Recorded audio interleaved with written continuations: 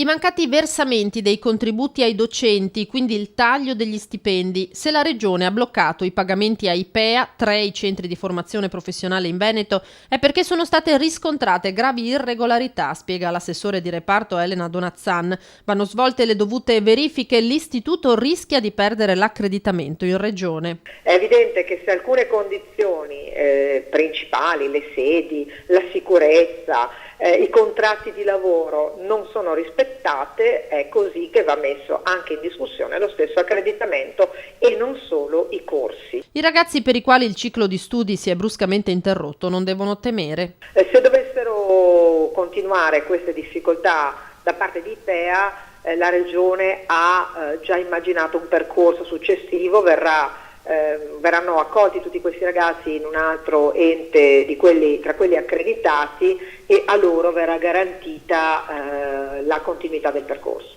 L'assessore Donazzan non nasconde la sua delusione, anche se, ripete, quello di IPEA è un caso isolato. Ma da parte mia c'è tanta amarezza, perché devo dire che non abbiamo mai avuto problemi in questi anni, abbiamo aumentato il livello di qualità, le scuole della formazione professionale si sono fatte rispettare e si sono fatte conoscere a livello nazionale per la qualità dei servizi erogati e per le risposte date. Questa è una brutta pagina che non avrei voluto né leggere né contribuire a scrivere in qualche modo, perché è chiaro che stiamo tenendo delle posizioni molto dure, ma prima di tutto per noi ci sono i ragazzi e le loro famiglie.